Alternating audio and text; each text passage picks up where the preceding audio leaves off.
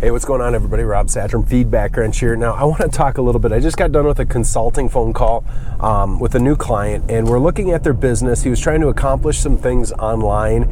He's actually inheriting the business from his parents. They've been around for 30 years, 30 plus years. And now he, as the son, is taking it and he wants to grow the business. And talking to him was kind of interesting. He was putting out a new website, and he had seen that there's all this search volume around his keywords, and I don't want to get specific into what the keywords were. Let's just say it's something that Costco and Target and a lot of places sell, right? But they are a ma and pa shop.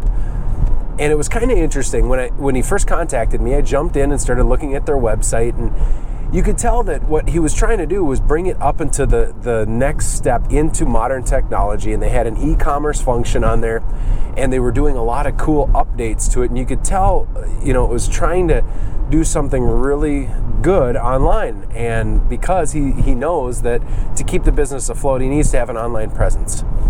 After talking to him for a little bit, what we identified was that something's missing there. And what it was is their website had tons of corporate, nice, high-end photography from the manufacturers of these items. And when you went to the website, everything was just antiseptic. It was very stock imagery. And to me, it reminds me of when I go to a website and it's a drop shipping company. A drop shipping company, you can tell there's not a person's face or a real testimonial in anything. It almost looks like a computer just pulled corporate images from the manufacturer's stock photography and put together some website. There's typos. This guy didn't have typos in his website and whatnot, but it reminds me that you gotta remember, people want to have their fears set aside, and they want to make sure that they're not going to get screwed. All of us have kind of the same type of fears when we buy something. So if you're in retail and you're in a small business, most of you know this already, but remember that having a nice, clean, new website helps a lot. But ultimately, the differentiator is a company that's setting out to take care of people, to help solve problems, to be a fiduciary, or to help on behalf of their clients. And I too often talk to people that get way down the road and they're talking about Google ad clicks, they're talking about SEO, they're looking for backlinks. But ultimately, the only thing that we need to do is we need to do a couple things. And it always reframes around the buyer's journey. The buyer's journey, I'll just recap it and we'll end real quick. There's 3 stages. They become aware of you, they go into consideration mode, and then they actually make a decision. So awareness, consideration, and decision. And I don't care what kind of small business you're in. Remember that awareness is like you ran a Google ad or a Facebook ad and they become aware of their problem, but they also become aware of you.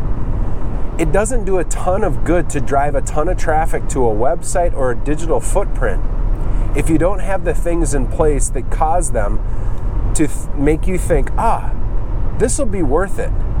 And these folks are worthy of trust. Those 2 insights are deeper than what it sounded like. This will be worth it, and it addresses my problem. This will be the one that'll be worth it. And I can trust this organization. They're kind of intertwined. And the reason why I framed that up, are you worthy of trust? And are you going to be seen as worth it? Really comes down to trustworthiness and value proposition. Folks, in order for you to have a website and a digital presence that brings people through that buyer's journey, you're going to have to do a couple things. One, you got to connect with them. You have to share your story.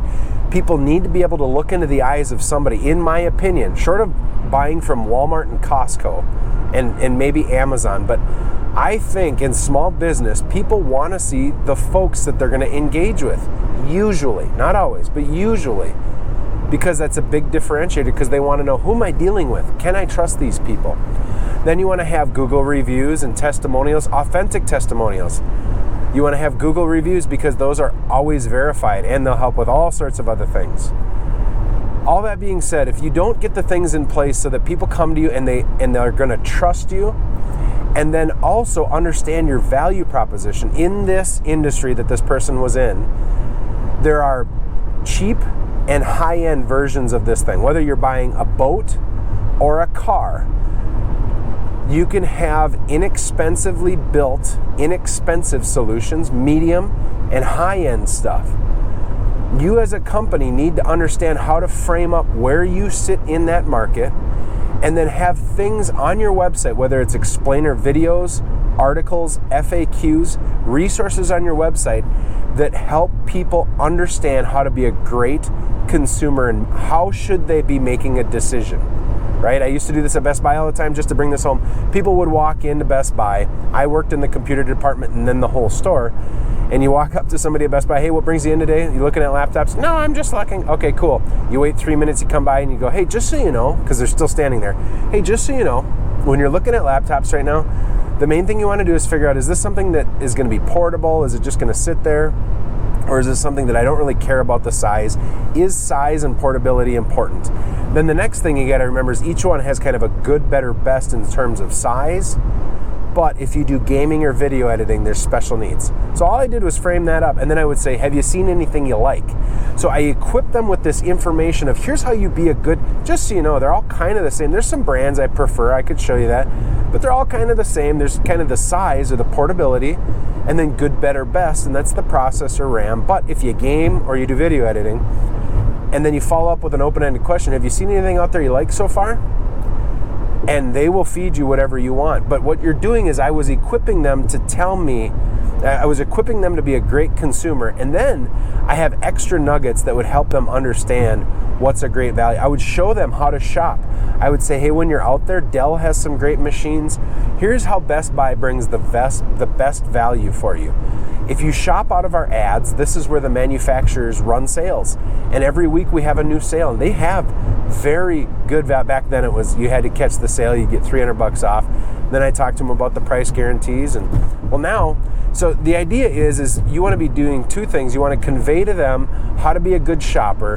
And then in order for them to choose you when it's decision-making time, you have to show them why you're worthy of trust, why you're going to be worth it, and what you're setting out to do. What are the types of problems people have, and what is the problem or solution or desire that you're looking to fulfill? And once you get that, then folks are going to want to buy from you. So how do you do that digitally? Well, I think that I'm doing it with our YouTube channel. We're blowing up because of it. We did it for our accounting practice. When you create videos that might convey communication, but also help people problem solve, you just add value through video. Gary Vaynerchuk, he's encouraging everybody to do this, and I affirm it. Go out and create videos, create written content, create guides that add value, and then help people be great buyers, and then show why you're worthy of trust and why you're worth it. And here's what I'd end with. Connection is incredibly important, right? Now, not every conversation is going to lead to deep, awesome connection with somebody, but all things being equal, those that connect are going to land the sale. And connection is about a couple things, but it's about finding common ground and giving that common ground some authentic attention, right? And you can connect personally with people while moving the ball down the field professionally. That's kind of my mantra. When you're engaging with someone, you're not talking to them, you're not necessarily just asking questions, you're engaging with somebody.